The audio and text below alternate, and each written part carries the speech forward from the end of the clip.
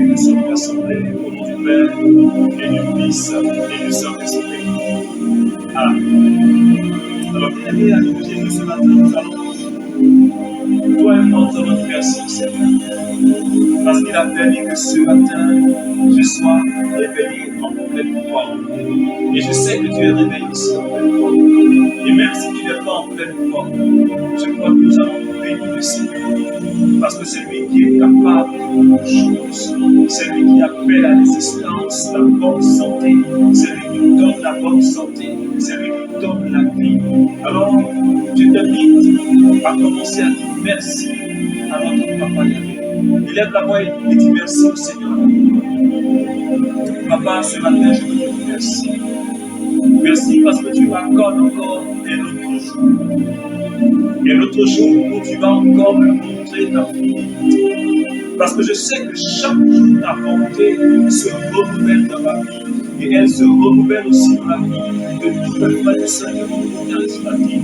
Elle se renouvelle dans la vie de tous les frères et sœurs, Seigneur Dieu. Elle se renouvelle dans la vie de tes enfants. Et ce matin, je te dis merci. Parce que tout au long de la vie, Seigneur, tu as veillé sur nous. Seigneur, tu as veillé sur ma famille, sur tous les membres de ma famille. Et tu nous as permis de nous réveiller, Seigneur, que ton nom soit célébré ce matin. Oh, merci pour les victoires que tu m'as données pendant que j'étais en train. Merci pour les victoires que tu as données à ma famille, Seigneur. Parce que tu es le Dieu qui donne la victoire. Parce que tu es le Dieu qui donne la vie. Et ce matin, oh, ce moment que tu nous accordes, ce merveilleux moment que tu nous accordes, ce moment de grâce que tu nous accordes, parce que chaque fois que tes enfants nous sont, chaque fois que tes héritiers sont rassemblés en ton nom, Seigneur, tu ne fais que répondre tes grâces.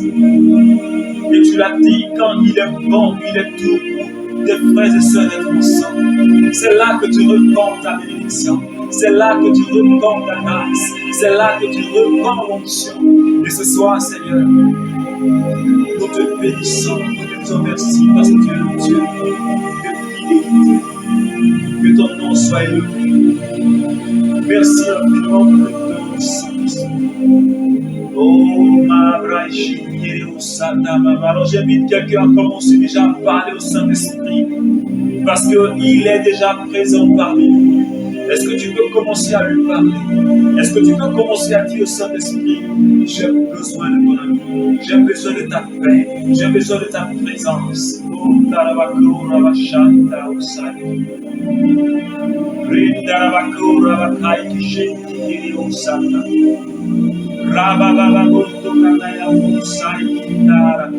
Makai kibara bakoro moshenti katara uskinta baba montara usai kitara rebebebe shondo katamare raba baba barundo tara usai kita rabintara usai kai kishaka baroto makai kitara. Béni sois-tu, Saint-Esprit, pour ce moment, pour ta fidélité dans ma vie. Seigneur, pour ta présence qui fait du bien à quelqu'un ce matin, pour ta présence qui fait du bien à mon âme ce matin, pour ta présence qui est manifeste ce matin. Saint-Esprit, nous te célébrons, nous te magnifions. Béni sois-tu, Seigneur. Merci pour ta présence. Merci pour ta fidélité. Béni sois-tu, Saint-Esprit. Merci, Seigneur. Et dans cette présence du Seigneur, nous allons partager cette merveilleuse parole, cette bonne nouvelle que le Seigneur nous donne. Jean chapitre 18, à partir des versets 15. Et je lis la parole du Seigneur. Simon-Pierre et un autre disciple avaient suivi Jésus. Comme ce disciple était connu du grand prêtre, il entra avec Jésus dans le palais du grand prêtre. Pierre se tenait à l'extérieur, près de la porte. L'autre disciple, celui qui était connu du grand prêtre, sortit, s'adressa à la femme qui gardait la porte et fit entrer Pierre. La servante qui gardait la porte lui dit, « N'es-tu pas toi aussi un de ses disciples de cet homme ?» Pierre répondit, « Je n'en suis pas. Les serviteurs et les gardes avaient fait un feu de braise car il faisait froid et ils se chauffaient. Pierre se tenait avec eux et il se chauffait aussi.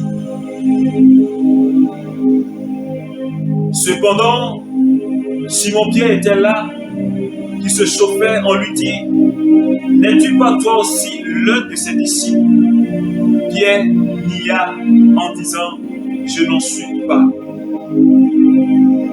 Un des serviteurs du grand prêtre, parent de celui auquel Pierre avait tranché l'oreille, lui dit, ne t'ai-je pas vu dans le jardin avec lui?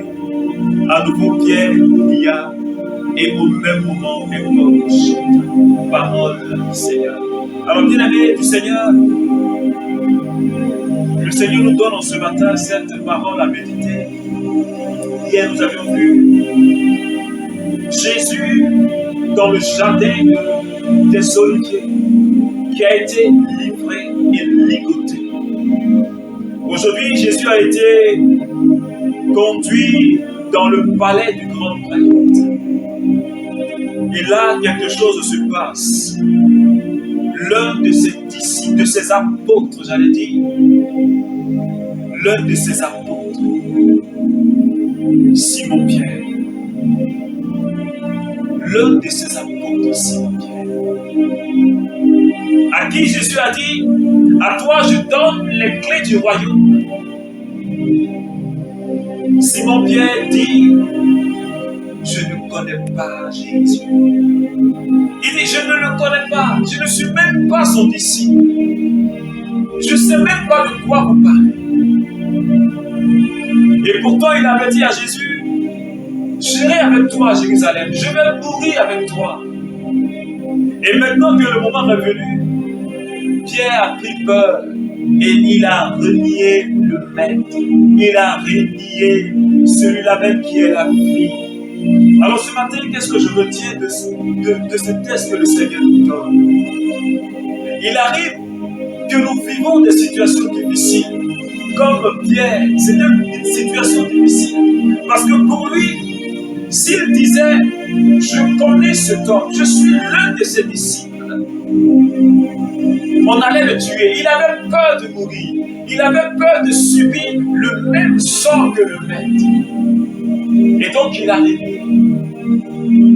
Quand il nous arrive en tant qu'enfants de Dieu, en tant que des chrétiens, quand nous avons parfois des épreuves dans notre vie, nous renions la personne de Jésus. Parce que si dans les épreuves, je vais vers un marabout, pensant trouver une situation, une solution rapide, j'ai renié Jésus. Si dans une situation difficile, je n'ai pas fait recours à Jésus et que je suis allé ailleurs pour chercher une autre solution, une solution que je pense être bonne, j'ai renié Jésus. Parce que Jésus a dit dans sa parole en Jean chapitre 15, il dit, sans moi vous ne pouvez rien faire. Il a aussi dit dans le livre de Jean, celui qui me renie devant les hommes, je le rédirai devant mon Père. Et ce matin, j'aimerais inviter quelqu'un. Je sais que tu vis une situation difficile. Et Jésus le sait. Ton papa le sait. Mais ce que je te recommande en ce matin, c'est de garder la foi. C'est de jeter ton regard vers celui qui t'a appelé. Celui qui est capable et qui appelle à l'existence ce qui n'existe pas.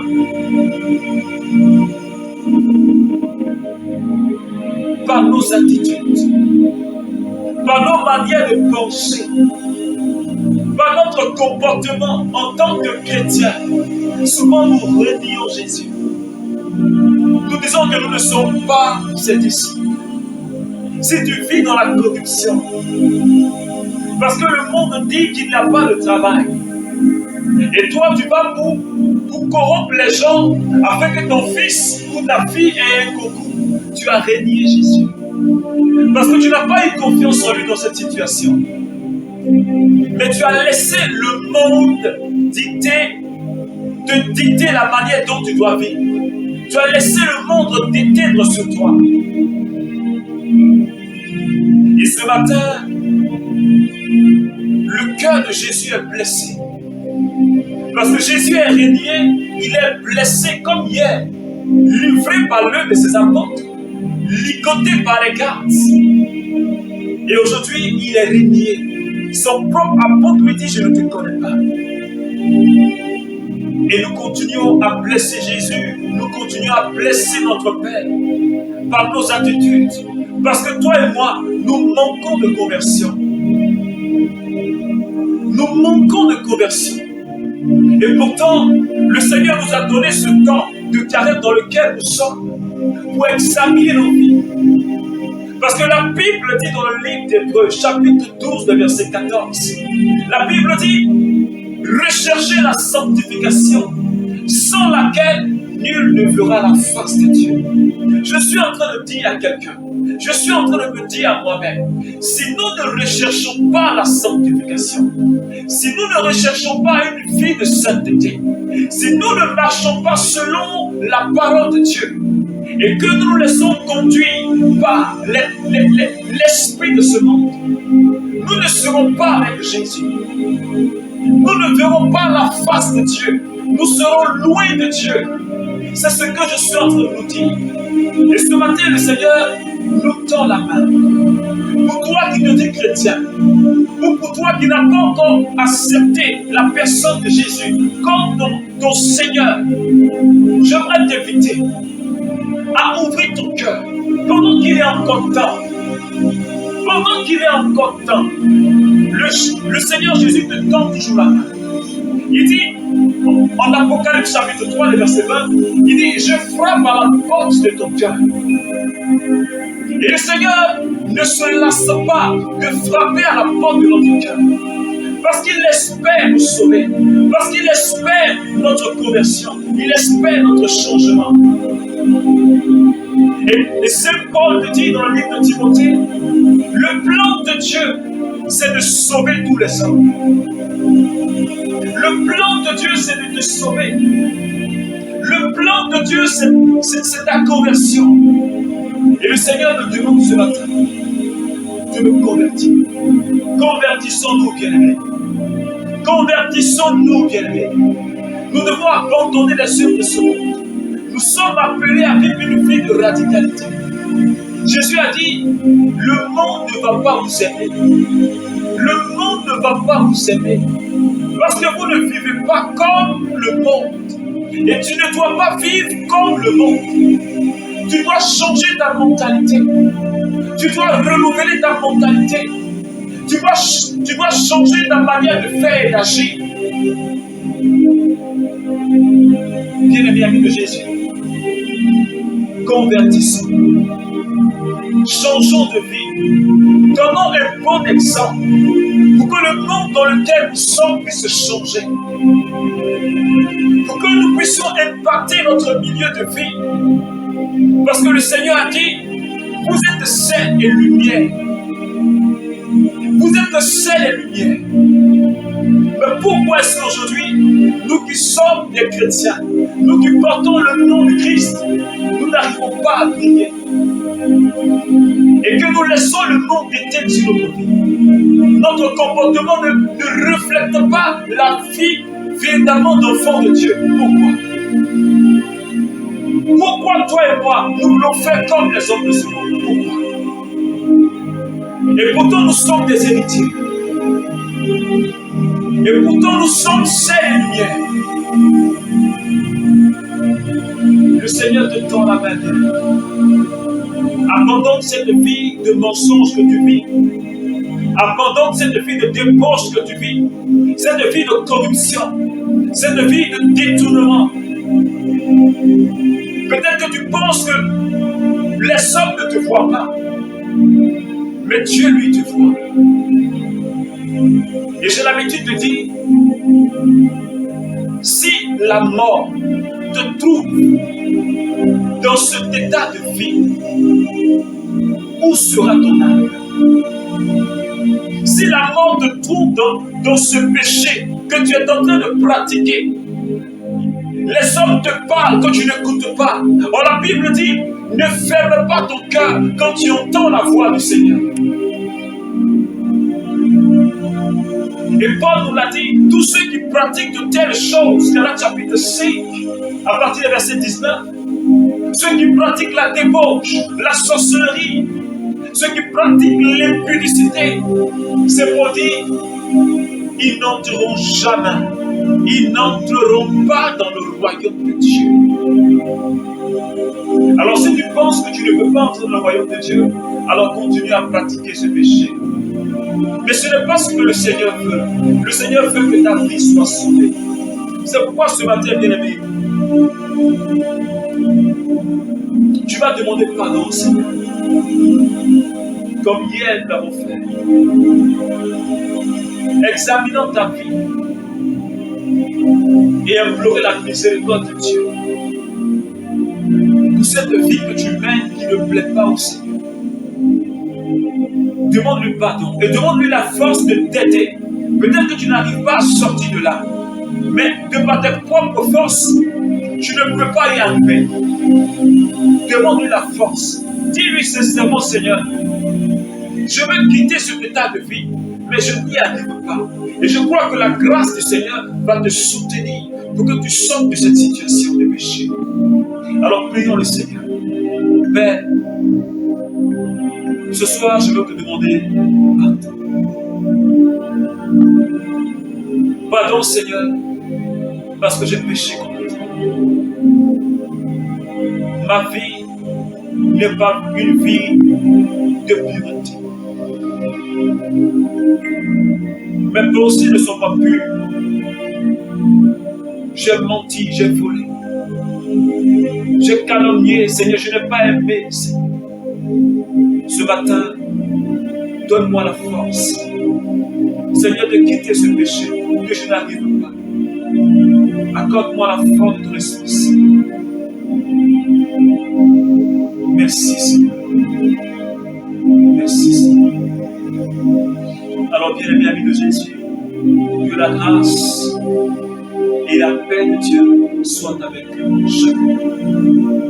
Jésus, il a dit, il n'est pas venu pour nous condamner, mais il est venu pour nous donner la vie. Si nous avons regretté sincèrement notre péché et que nous avons le désir de changer, le Seigneur nous aidera à changer.